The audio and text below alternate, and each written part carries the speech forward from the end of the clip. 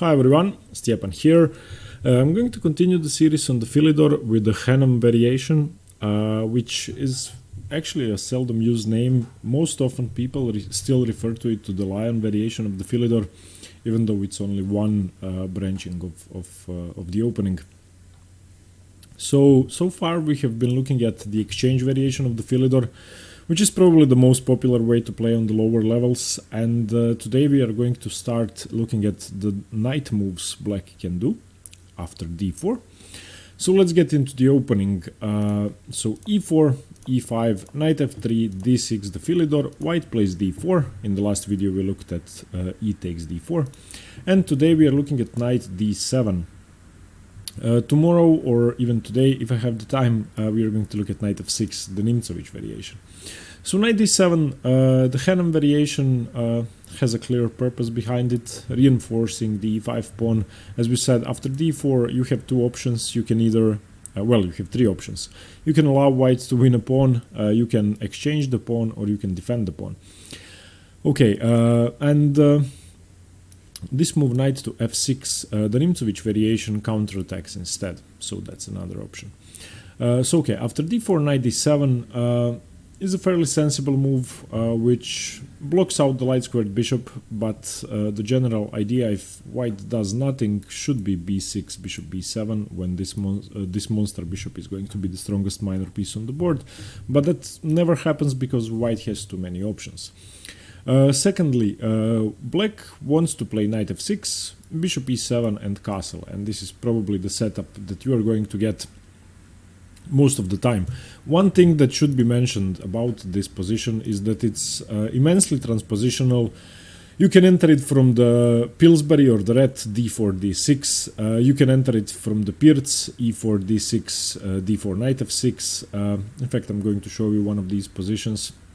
This is the game Carlsen Caruana from 2014. So d4, d6 was played, e4, knight f6 was played, knight c3 was played, and now e5. This early e5 in the Pirc, when it happens, then you have this Philidor structure, which most often leads to the Lion variation. So knight f3, knight b d7. This is the setup we are looking at, and it's achieved in almost all of the games. So you can enter it from this opening. You can also enter it after e4, d6, the normal Pirc, d4, knight f6, knight c3, the normal defending move, and now black can play e5. And once again you have this Pirc structure. And you can see that in both the variations the knight is on c3. So the only way for white not to enter the Lion variation of the Pirc, what is most commonly achieved, is to avoid knight c3, which is possible, and we are going to look at that. But basically, black has to be prepared to play all sorts of Pirc structures with c6, b5, with white expanding on the queen side, trying to expand, and it's a tricky position. So there is much more to it than meets the eye.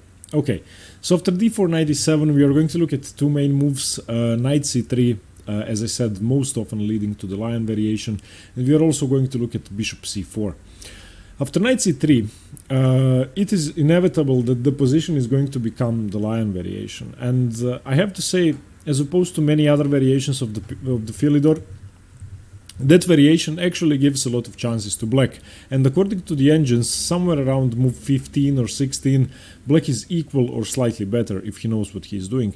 So if you want to play the Philidor, and I've been looking at this a lot myself, this is a very interesting way to play. It seems that white has more piece activity, more space in the center, seemingly a better position, and you have a weakness on d6 after what we are going to see, but it's not the case.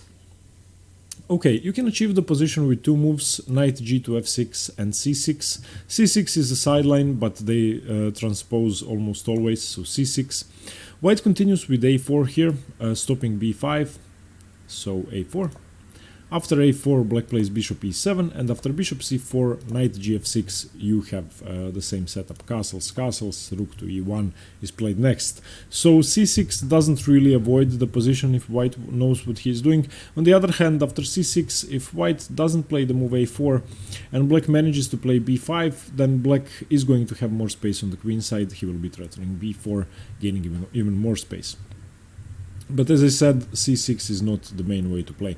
After knight c3, knight g2 f6 is the main move, and if you remember this position, we have the exact same position, just with the colors reversed, so achieved from the Philidor instead of the Pirc's defense. Okay, after knight g2 f6, white has only one really active move that he needs to play, and that's bishop c4. And this is the other move we are going to look at on move 4 for white, but without knight c3. But remember that in all variations against the Hanham Philidor, you play bishop c4. Your bishop is visually best on this diagonal and practically as well. Now black continues with his own development, bishop e7, both sides castle. And this is the starting position. One thing I would like to mention is that d5 is a move that's often going to be played, but you need to be able to play it at the correct moment. If you play it too early, you might, for white, I'm talking that for white. So if white plays d5 too early, then a move such as knight f8, f5 could be pretty venomous. So most often white waits with d5 until black plays the move c6.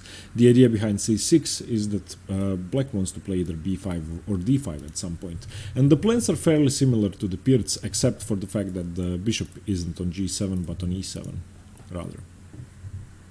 So white here continues with rook e1, a normal developing move, and now c6. After c6, as we said, black is preparing b5, in some positions d5. The situation isn't good yet, but it might become good. So a4, stopping b5, and now b6. b6 prepares to develop the bishop. It also supports the move c5 in many positions and solidifies the structure, I would say. Doesn't allow a5. Okay, and now, according to theory, the moment is correct to play the move d5. It might seem confusing, might seem that you are killing off your bishop if black plays c5, but after d5, c5 is almost never played, and white should hold a slight edge. c5 has been played 82 times, white wins 45% of the games, so that's a huge percentage. 34% of the games are draws. So after c5, I think that black's attacking plan is really quite too slow. White can simply continue with the move a5, and let's say ba5, knight to d2, and you're weakening this structure, preparing to develop your bishop on this diagonal, where it's going to be fairly scary. You can pick up this pawn later on. The main move here is knight to d2, rerouting the knight and trying to cause havoc on all sides of the board. Black plays knight b6, attacking the bishop, bishop b5. And you can see that it's going to be really hard to remove this bishop. You're never going to be able to play rook to e8, and the extra pawn, doubled pawns on the a file are really not good. So after d5, what other options do you have? Bishop b7 has been played. Let me just turn this off. Bishop b7 has been played, but the fact still remains that you have a weakness on d6. So I think that you should just stick to the main move, and that's c takes d5. After c takes d5, white of course doesn't want to recapture with the pawn, because then he loses control of the weakest square in black's position. He takes with a piece. I was looking at bishop takes and knight takes. The most popular move is knight takes by far, but bishop takes is okay as well. In fact, white should score better with bishop takes. Perhaps the knight is a stronger piece on d5. Okay, but you can take with either piece. Knight takes d5 is met by bishop b7 and now b3, solidifying your bishop, opening up the diagonal for bishop b2. Rook c8, rook to e2, knight c5, and now knight takes f6, bishop takes f6, bishop d5. And here you can either take immediately or play queen d7, defending your bishop. The more popular option is queen d7, bishop a3, bishop d5, queen d5, rook f to d8. And this is still theory. There are still games from this position. And black is, if I turn on the engine, equal or slightly better, minus 0.2, which is extremely rare in the Philidor, and visually I would never say that black is better here. If you compare the minor pieces, the knights are equal, let's say, the bishops are equal, both are bad, both rooks are bad, and white's queen is more active, and black has a weakness on d6. So I don't really see how this should be better for black, but apparently it is. And I've been struggling to understand that. I was looking at several games from this position, trying to understand that. In fact, let's look at one game. Arkady Naidic, Pavel Elyanov from this position. Okay, I'm just going to show you this game. So Arkady Naidic is white, and after rook f to d8, the game continued rook d1, knight e6. Now the d6 pawn is under triple pressure, but taking it, I guess, would be unwise because you can pin the bishop with bishop e7 or something else. Perhaps, wait, let me turn on the engine. I'm not sure why he cannot take. Let's say it takes. Oh, okay, I'm sorry, knight f4. Sometimes I'm blind. So queen b5 was played instead, offering an exchange. Knight f4 declining the exchange. Rook e to d2, bishop g4, and queen g4. And I think that white is better here. You can see the rook activity, you can see the pressure on d6. And basically, for some reason, white is almost never able to convert these positions. Okay, there's an attack on g2 here, and once this has happened, now okay, black is fine, but these positions don't really seem good for black, in my opinion. I can't really see the reason for black to go into this position, but apparently it's hard to break it through. So this would be the black lion. The black lion is a different opening, the lion variation of the Philidor. So if we look at this position once again, the general plan is for white to put pressure on the d6 pawn and for black to try to play d5. And if black manages to play d5, he's going to be better. As we saw in the Naidic game, knight e6, knight f4 is a common plan where you put pressure on the e2 rook, which was defending the c2 pawn, and the position is definitely playable.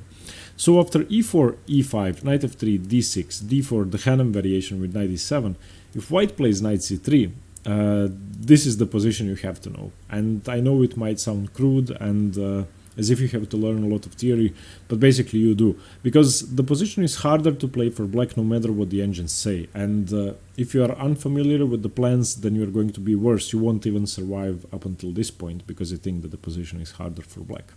And even from here, proving that you are equal or better is hard. So my advice would be there are around 20 games from this position.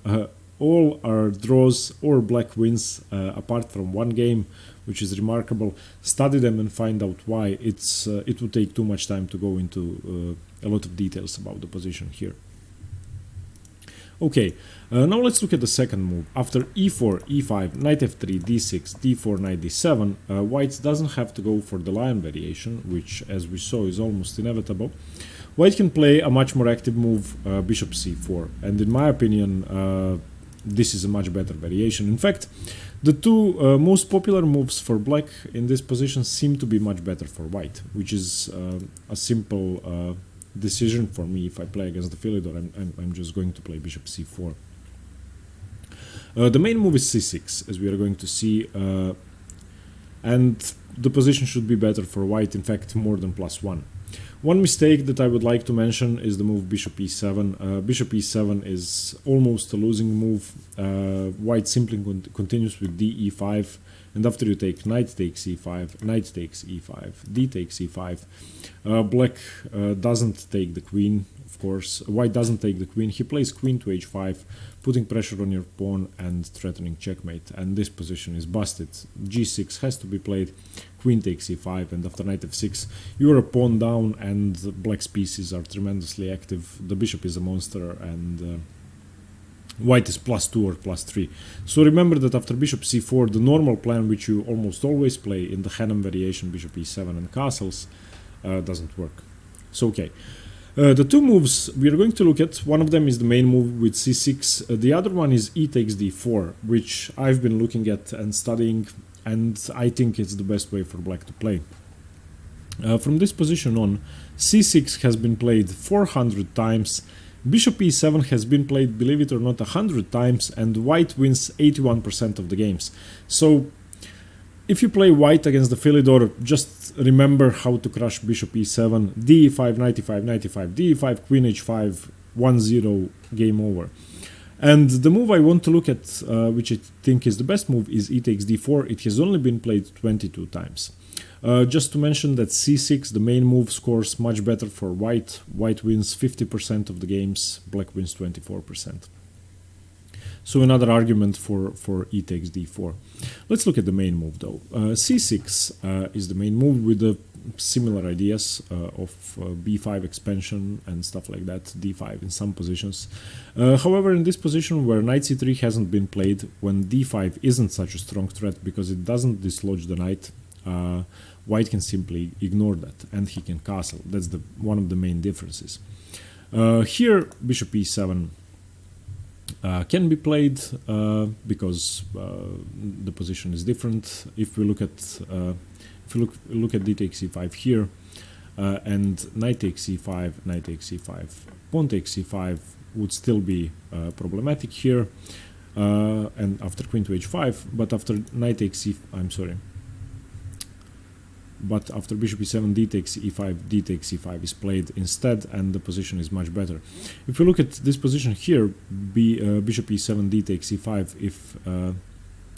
if pawn takes e5 is played, then once again queen to h5 is a very strong move after knight takes.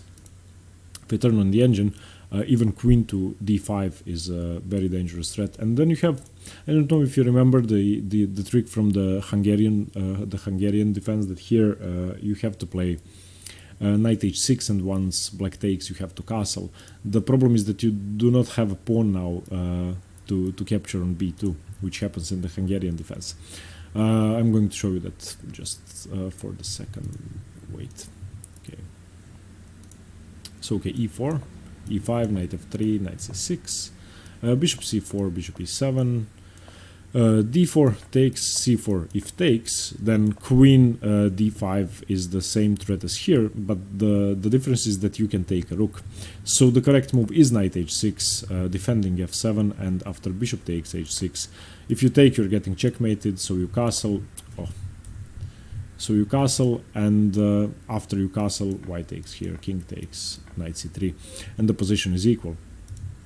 But in this position, if you play knight h6, then bishop takes, and after castles, the bishop can simply retreat because you don't have c takes b2 and white is winning. So okay, in this position, bishop e7, d5, knight e5 has to be played, and the position is worse but survivable. And after bishop e7, d5, d5, there's the move queen d5. In this position though, after castles, bishop e7, after bishop c4, d5 can be played because the c6 pawn is defending the d5 square. Okay, so I complicated matters a bit, but I hope you understand. The difference is that after bishop c4, bishop e7 cannot be played immediately because of takes, and you cannot take with the pawn. You have to take with the knight, and then you're losing. After c6, it can be played. So c6, castles, bishop e7, d5, remember to take with the pawn, d takes e5, and now the position continues in another forcing manner, which ends up being better for white. And once again, I don't like this move for black, even if you do know what you're doing, because the best what you can achieve is what we are about to see, and that's knight to g5. This is the Steiner variation, or the Steiner variation. And after you take, because you have to take basically, otherwise you're going to be worse, bishop takes g5.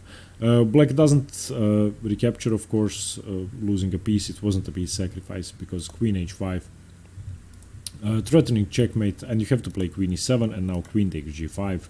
Queen takes g5, bishop takes g5, knight g to f6. This position is better for white, simply put. White has the bishop pair, white has more piece activity, white has a better pawn structure, and yeah, basically white hasn't wasted a move on c3, a move which isn't really useful when the knight isn't on c3 yet. Black has played c6, and that's only good if the knight is on c3, but the knight can now reroute while, let's say, coming into d6 or something like that.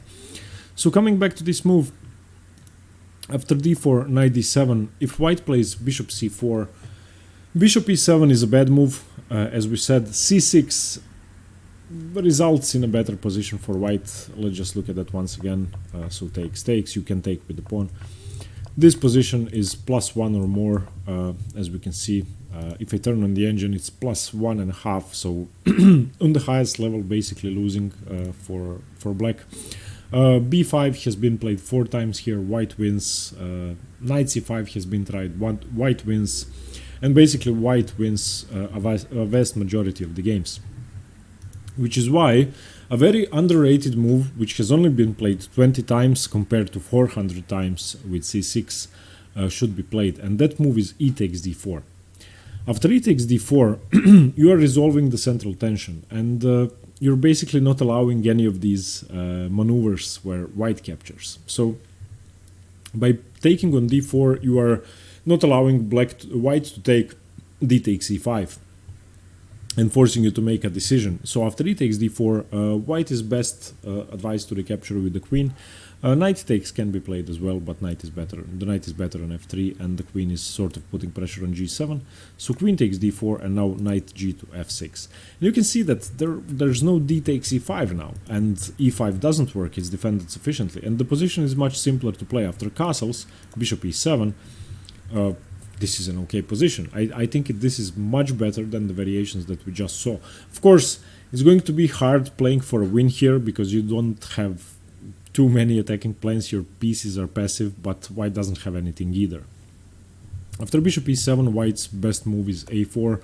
Other plans can be played, but the idea is b3, bishop b2 in most positions.